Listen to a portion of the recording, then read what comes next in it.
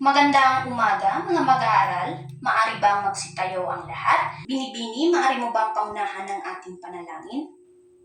Maraming salamat. So bago kayo tuluyang magsiupo, pakiayos muna ang hanay ng inyong upuan at umupo ng matuwid. Bago ang lahat, nais ko munang ipakilala ang aking sarili. Ako nga pala si Binibining Hamidia Ilun, ang inyong magiging guro sa araw na ito. Kalisin ang tagakalihim dito. May lumiban ba sa araw na ito? Isulat mo sa kalahating papel at ipapasa mo sa akin mamaya. Bago ang lahat, narito ang ating layunin na nais matamo pagkatapos ng ating talakayan.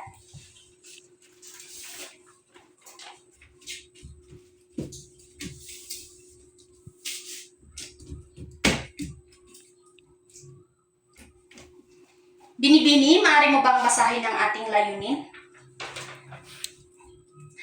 Maraming salamat. So bago tayo dadako sa ating formal na talakayan, meron muna akong inihandang aktibidades upang tuluyang pukawin ang inyong kaisipan. So papangkatin ko kayo sa dalawang pangkat. Itong grupo ang magiging unang pangkat at ito namang grupo ang magiging ikalawang pangkat.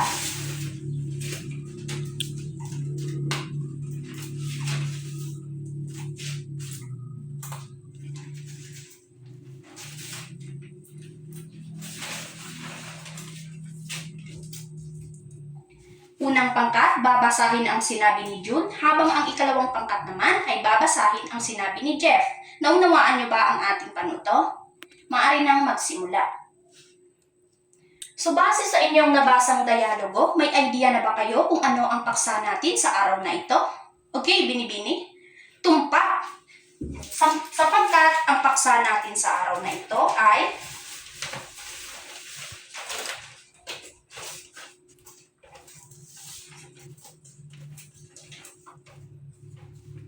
patungkol sa makrong kasanayan sa pagbasa.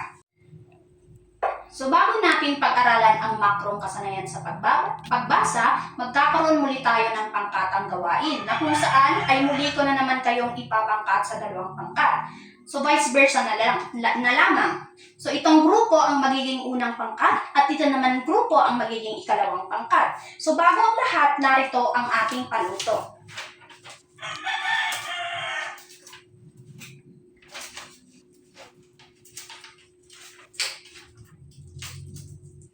So, pumili sa bawat pangkat, pumili lamang ng isang representative at pumunta dito sa harap upang ipresenta ang inyong nagawa.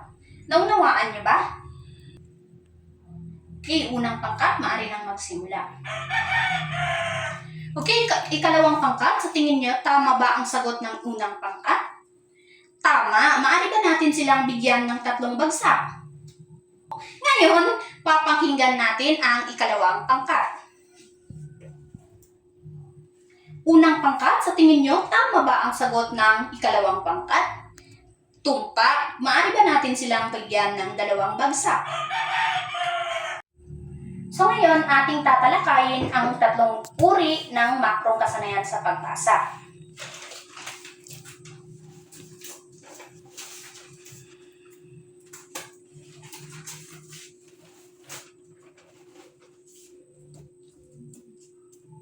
Binibini, maaari mo bang basahin ang una? Okay, base sa iyong nabasa, magbigay ng sariling opinyon. Okay, salamat. So, sa madaling salita, ang skimming ay ang mabilisang pagbasa. Halimbawa na lamang pagtingin sa isang buong artikulo sa pahayagan upang malaman kung ano ang pangunahing balita. Naunawaan niyo ba, mga mag-aaral? Ngayon naman, pag-aralan natin ang ikalawa. Binibini, maaari mo bang basahin? Okay, base sa iyong binasa, magbigay ng opinyon, sariling opinyon. Maraming salamat. Analytical reading, ito ay ang pag-unawa sa mga idea at argumento ng may akda. So halimbawa na lamang neto, pagsusuri ng isang sanaysay. So magsusuri ka ng isang sanaysay. So halimbawa, pag-aaral ng isang batas. So, pag-aaralan mo ang batas. So, ang another halimbawa, pagbabasa ng isang research paper. So, babasahin mo ang isang research paper. So, naunawaan niyo ba, mga mag-aaral?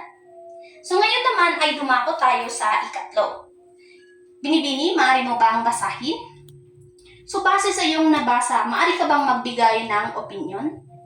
Maraming salamat. Sa madaling salita, ang scanning ay ang mabilisang paghanap ng tiyak na impormasyon sa isang teksto. So halimbawa na lamang nito ang paghahanap ng tiyak na presyo ng isang produkto sa isang listahan. So naunawaan niyo ba ang ating halimbawa? So maraming salamat. Batid kong alam nyo na ang ating pinag-aralan patungkol sa makrong kasanayan, ang tatlong uri nito. Ngayon, may inihanda akong 2 katanungan upang suriin ang inyong kaalaman. So narito ang unang katanungan. Okay, binibini, maaari mo bang basahin at sagutan? Tama, sapagkat at ang tatlong uri ng makrong kasanayan sa pagbabasa ay ang skimming, scanning, at analytical reading. Ngayon naman ay dumako tayo sa ikalawang katanungan.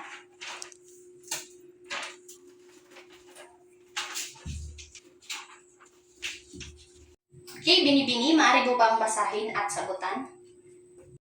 Okay, maraming salamat sapagkat nakakatulong ang makrong kasanayan sa pagbabasa sa pag-unawa ng isang teksto. Naunawaan nyo ba? Okay, ngayon magkakaroon tayo ng panibagong aktibidades na kung saan ay ipapangkat ko kayo sa 2 pangkat. Itong grupo ang unang pangkat at itong grupo naman ang magiging ikalawang pangkat. Bago ang lahat, narito ang ating panuto.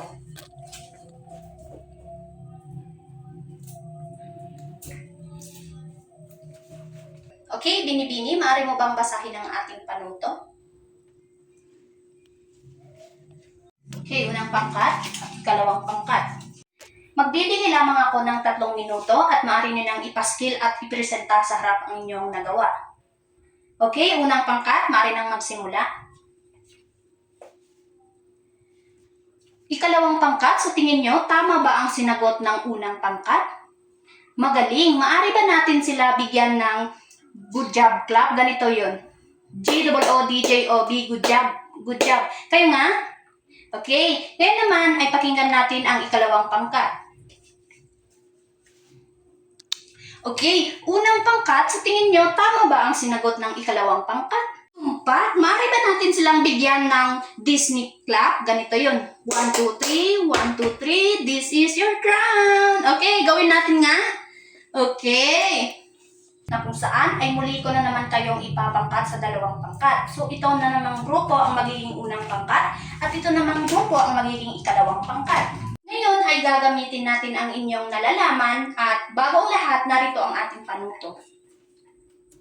So bibigyan ko lamang kayo ng 3 minuto upang ipaskil sa harap ang inyong nagawa. So bago ang lahat, narito ang ating pamantayan. Okay, unang pangkat, maaari nang magsimula. Okay, maraming salamat. So ngayon naman ay ating pakinggan ang ikalawang pangkat. Maraming salamat. Okay, para naman sa inyong karagdagang gawain, kumuha ng malinis na papel at sagutan ang aking katanungan. Para naman sa muli nating pagkikita, gumawa ng tula gamit ang tatlong uri ng makrong kasanayan. Paalam mga mag-aaral at maraming salamat.